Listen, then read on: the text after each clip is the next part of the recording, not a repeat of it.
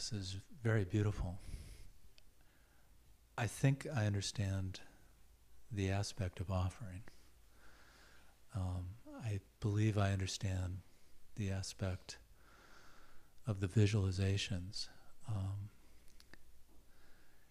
using the visualizations and then offering them. Mm-hmm.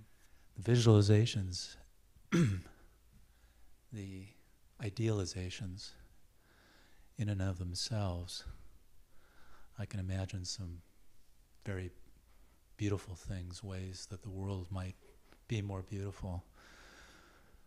But when I compare it to the way the world is, I feel like I can't improve on the way the world is. You can't improve on it? I can't improve on it. Uh-huh. It's already perfect to me. It's, it's in the sense of if one is open enough, they can smell a dung heap as if it's perfume. It's great, the idealization of creating a space where everything smells beautiful, smells like flowers, it smells like the things that we like. Mm-hmm. So I guess my larger question is the focus of this practice to create these idealizations and then give them up as offerings, or is the larger practice to create the idealizations and then see them in relation to the reality of the world as it is? More, I guess that's kind of more of a Taoist perspective, but does that make sense? I think so. And I'll go for the last part, because that's, if there's some place where I didn't understand it, it would be in the last part of creating an idealization in relationship as in contrast to the world as it is. Yeah. It's not meant to go there. It's not meant to be a commentary about the world. It's more about us and our desires and how we hold on to things. And that's different. So if we find that a dung heap smells just as good as roses, there's still something to let go of. There's still the notion, and that then, and it's not. It's kind of, mandala offering is kind of agnostic in a certain point about the question that you raise, because when it gets down to it, like, well, at what point am I holding on to something? If you could say, oh yeah, I had 4 jobs and I made $25 million at each one, and I just kind of gave it away, and I started over and I did it again, and I just get constantly giving away stuff. Then I just wandered off and stayed under a bridge for a while, and it all seemed absolutely perfect to me. Okay, all right. That's not my life. I definitely prefer, and now we're getting into kind of the inner mandala offering. What is mine? What do I think is really mine? Do I want to give up my house? Do I want to give up these particular relationships? Do I want to give up the relative affluence and security and all the other things? And but the notion, so being able to actually be in touch with one's sense of what's of ideal, what one holds on to as an ideal, however that manifests, is kind of critical in terms of the outer mandala offering. Is that? I'm not sure. Yeah, I better stop talking before I get farther away. Yeah, no, that I can understand. It seems, I just want the clarification I guess I want is that it's the creating the ideal, it's offering it up, and then it's letting it go. Yeah. Okay. Yeah, and to the extent we're creating, you could say, recognizing our ideals. And that's one thing that I found helpful in even though I felt at the beginning, I felt like wish granting cow. That one was actually the farthest down on my list of things I could relate to. It's like, what will they do next? What will we have to believe next? But it actually then became the source for some kind of, oh, I see, I already have one. I own a wish-granting cow in my inner experience of kind of what I want this. Oh, wouldn't it be nice if? Oh, and now if that only turned out like that. So I already own one. Yeah, and to the extent that it seems to be working, I really cling to it. So the traditional things for us can be either an obstacle or they can actually provide some doorways in. But even the notion of them being an obstacle, there is that sense of, I have a sense of I have my own proprietary vision of the universe, which I've amended many times since high school when I thought I understood everything. And now I keep on thinking I understand everything. And then I read another article and say, ooh, now what's this about neutrinos? And then I immediately kind of pull that into that's my vision of the universe. I hold on to all these things as kind of my universe. So there's a piece of just, if you have to confront the notion that there's another way to idealize the universe as opposed to this kind of thing where you took these little spheres and you stuck them together with dowels, and you created molecules, and you really understood how atoms worked and all that. It's like, oh, that's one way. That turns out to be just as fanciful as the four-sided Mount Meru in terms of being truly accurate. So there's a piece of it that's just giving up that certainty. So the first thing is like, well, that's not the real universe. Okay, all right, no, it's okay. You got something to work with already, right there. Need go no farther. Just start there. Yeah. So.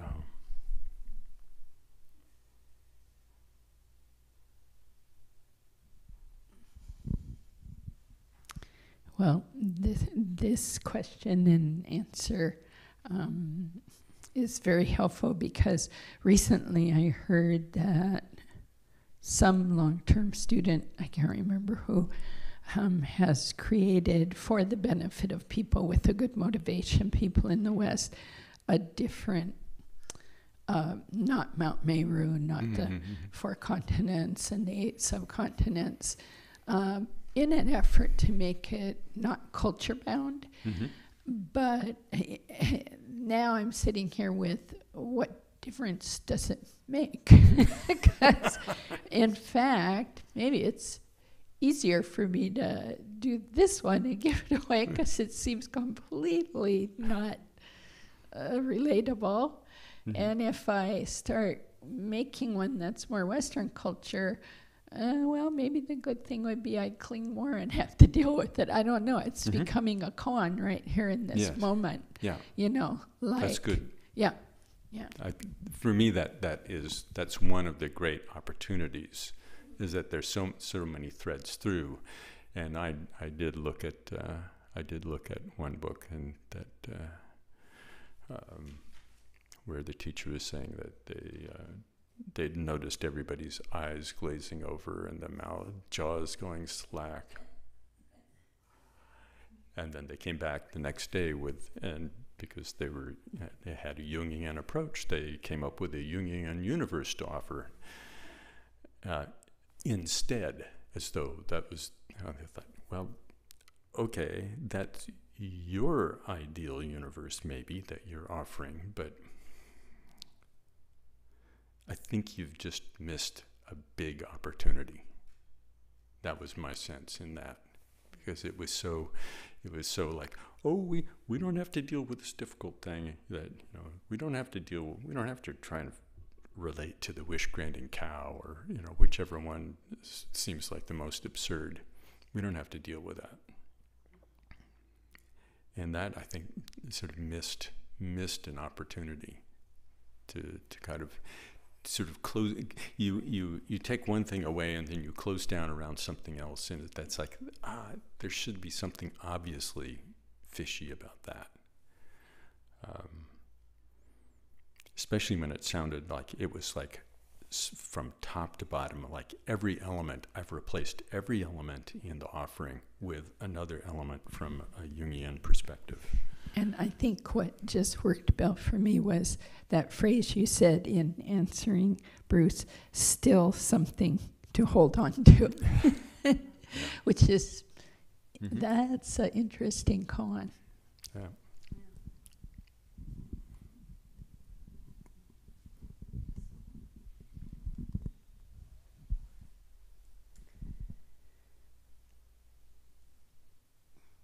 I'm not sure how to phrase this, but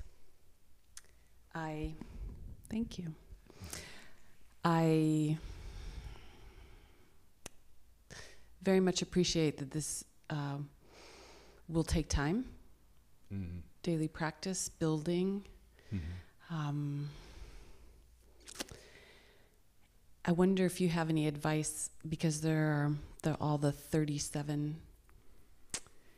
How did you did you just take 5 or 7 of them to really focus on for the first week to build, and then start adding in some more? Or is this more like, we'll try something out and see how that works and then adjust? Is it very personal in that way? Or I'm thinking about building it over a 3-month period of time, right? And then into next year and next year. Yeah. However, whatever works kind of strategically, I think is good. I don't know that I would recommend. I'm looking back and think, Bill, what did you do? And a lot of the way we were introduced to this was you just do something over and over again. So it's kind of like you take what you think it appears to be a dry brush, and you go like this, and you've just gone through everything, and it's like, I don't know. But it's just sort of, then you go through it again, and you find, oh, actually, there is a little bit on the brush. And then after 1,000 times through, it's kind of like something starts to kind of emerge overall. So it was like the mile-wide and nanometer-thick approach to repetition, kind of the whole thing, but over and over again, and until something starts to kind of... But I don't know that I necessarily recommend that. I'll just say I survived that. I survived that, and then I later went back and did some things more like, let's be strategic about this, to find some piece of it, because it again, this is an advantage of having something that you can't just, oh, I see what it is, I'll just do it. It's like, no, you don't remember, you can't pass the test of what are the 37 points based on what I just said, even though I kind of mentioned them. It'd be ridiculous to approach it that way. So you do actually have to do some things, and part of it may be like, oh, there are the seven possessions, or the qualities of the Chakravartin, the Dharma, the universal monarch. There are the 8 offering goddesses. I have some sense of like one or the other, or just something like the field that grows without toil, or some of these different things. You have some sense of those, and then you might pick one of them and kind of relate to that, and then just kind of travel through And some of the mile wide and nanometer thick, that does have its virtues in terms of you just make sure you go through the whole thing. You recite all 37 as opposed to, well, I'm going to learn this by, for the first week, I'm only going to recite the first, I'll divide it by this, and so I'll recite the first 3 and get those down. And then I'll do the next 3, and then some combination of strategies, I think, works. But the piece of you go through the whole thing and you have some sense of the whole. Just the definition of mandala, the kind of kill core, the kind of the center, or the kind of the gravitating, coherent center, and the overall, the totality. So there is a way in which kind of having a sense of the whole thing, and from that point of view, that sense of having offered the entire universe, and then in each of these elements is not just one. There's not one wish-granting cow. There are millions of wish-granting cows. There are infinite numbers of each one of these, and so it's like, okay, we're not going to do this by onesie twosies. It doesn't happen that way. But the mind has a capacity for holding things that we don't think it can hold, in ways that things appear in ways that, in the universe itself, it's the radiance, there's just kind of infinite rays of radiance from this universe, which is the whole universe, but each of the rays of there's another universe that appears in that. So you have infinite rays and infinite universes appearing, and guess what? It doesn't stop there. So it just goes and goes. So that sense of the kind of the expansiveness of it, and that is sort of that sense of the word universe that we have, that actually goes, ooh, that's big. When we say universe, we don't think, oh, that little thing. We think big, and so that sense of all-encompassing aspect is also a big element of what's offered, the sense of totality, and then the totality of totalities of totality, this kind of. So that also, that's very kind of an energizing aspect to this practice. And then we can go, it's kind of like scales. Or it's sort of like you go from one little subharmonic of a note to the multi-dimensional chord of the woven into the symphony, and then symphonies of symphonies. So it's more like kind of that sense of kind of radiant interdependence, connection, expressiveness. And so then there's all that, and okay.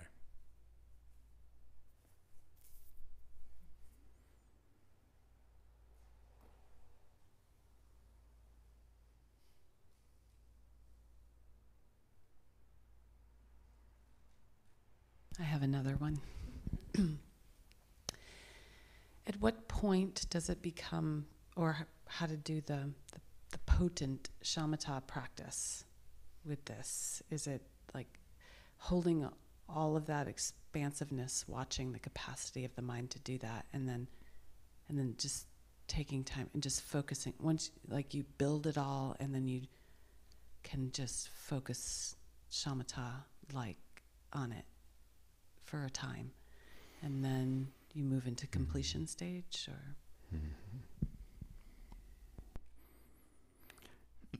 different things are possible. It's not exactly like we build it, like we get one, and then we get another, and we get another, and it goes to this kind of this level of.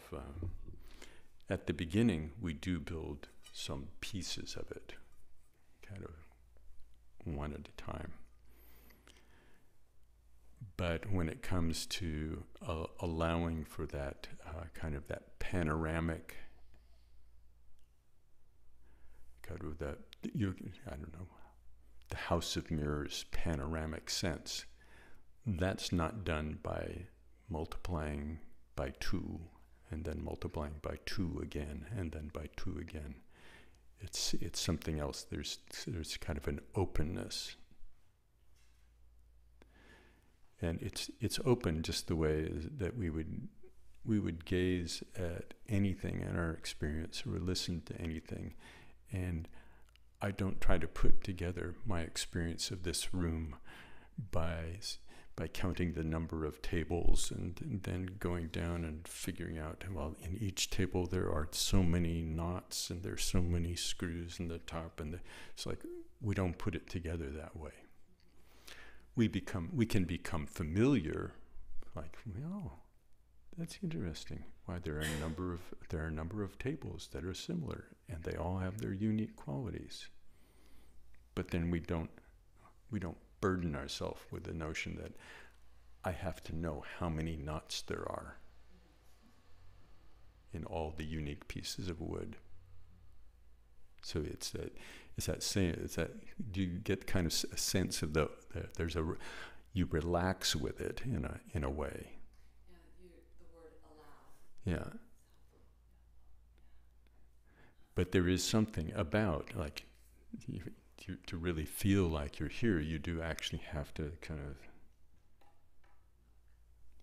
you really have to, you sort of have to look and sense things, and then something else comes together.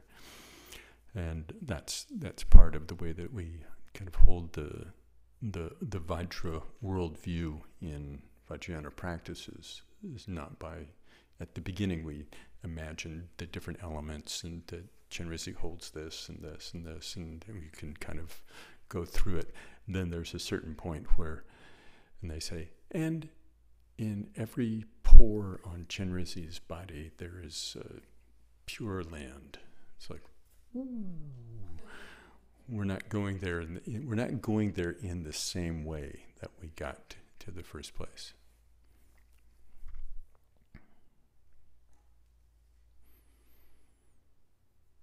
Another short stretch, if you want it.